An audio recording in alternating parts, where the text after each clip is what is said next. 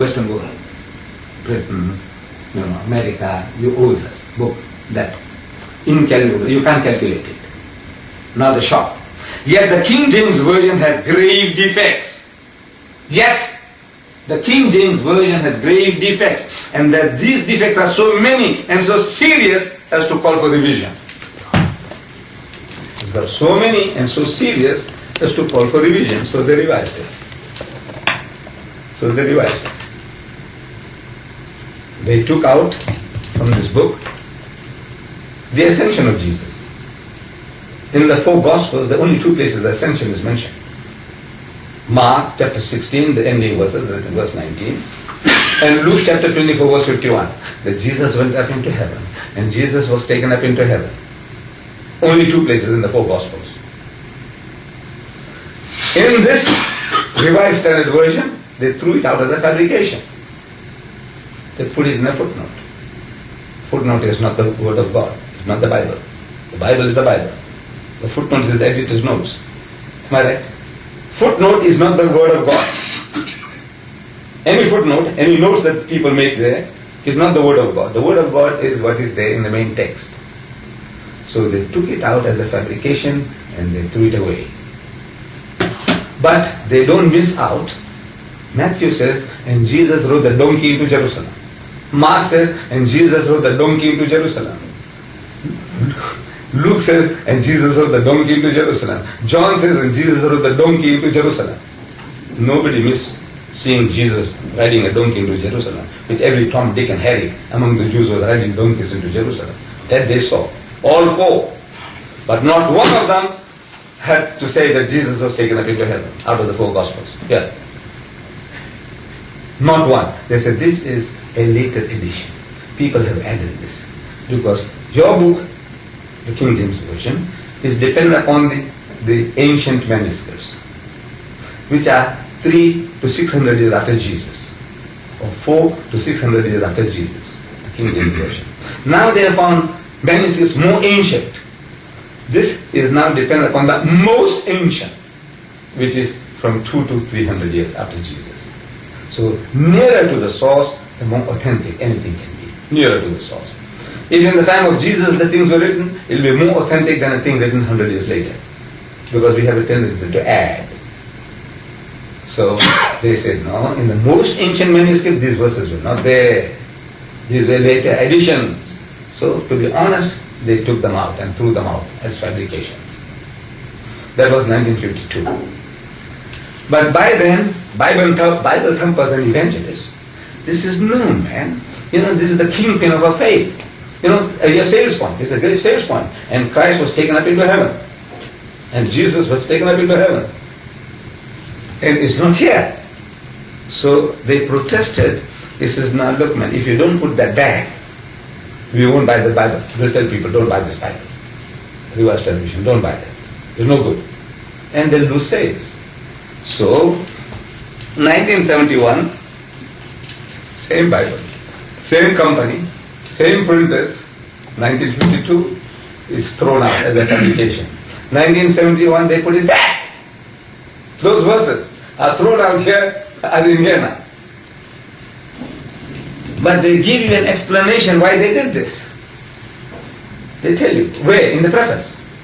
And who reads the preface? Hardly anybody.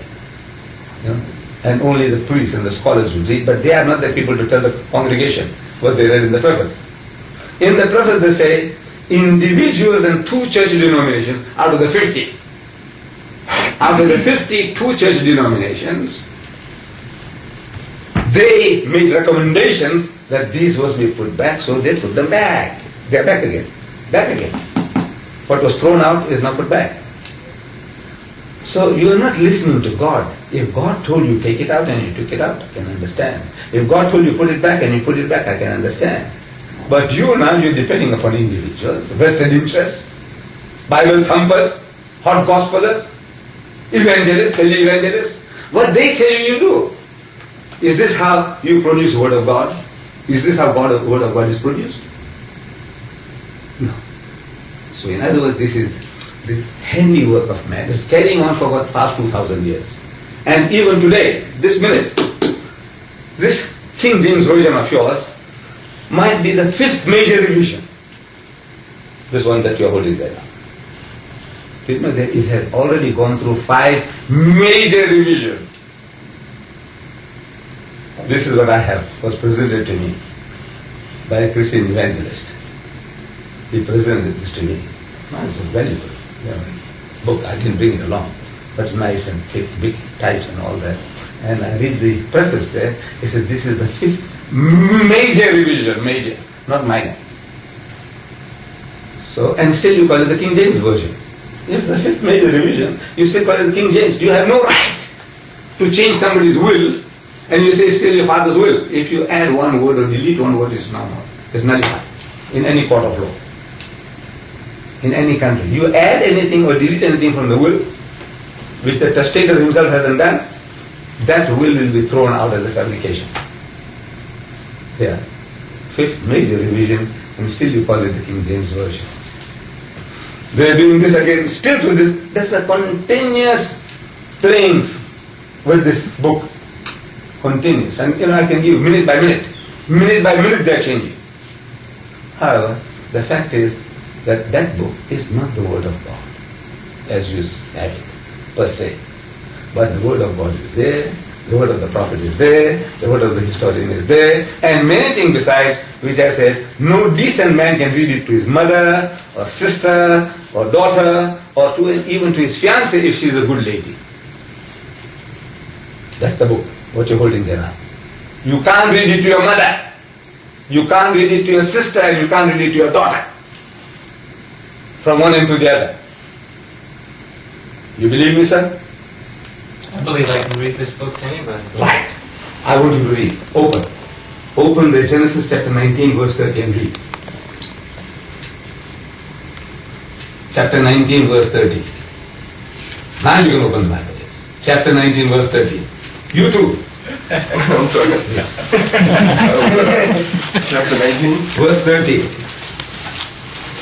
Verse 30. That's right. And Lot went up out of Zoar and dwelt in the mountain, and his 2 daughters with him. For he feared to dwell in Zoar, and he dwelt in a cave, he and his 2 daughters. Right. Carry on.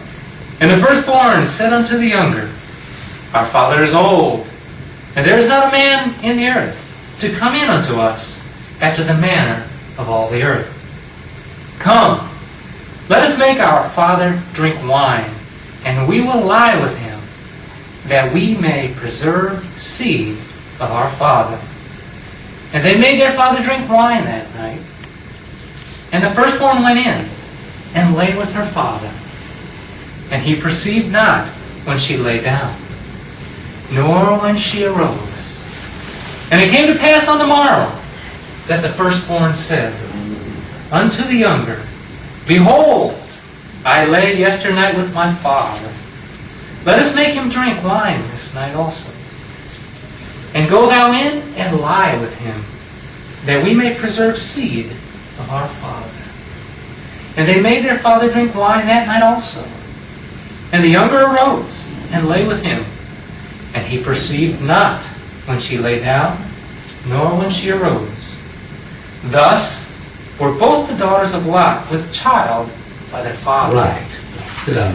The firstborn bare a son, and called his name Moab. The same is the father of the Moabites unto this day. Right. And the younger, she also bare a son, and called his name Ben-Ami. The same is the father of the children of Ammon unto this day. Right. Beautiful. Beautiful reading. Now your young sister, 12-year-old, she is reading that. Collecting the seed of the father. She wants to know what seed. Naturally. The young child wants to know what seed. What seed is it? And she's going to come and ask you, ask her father, ask your daddy. He said, Daddy, what seed are these girls wanting to collect? No. She was going to go to an older girl at school. He says, now, tell me, this they're collecting the father's seed. What kind of seed do fathers carry? So the older girl will explain. He says, it's like this, like that. So why don't they do things like that? He says, no, it's very pleasurable. That the ejaculation that takes place.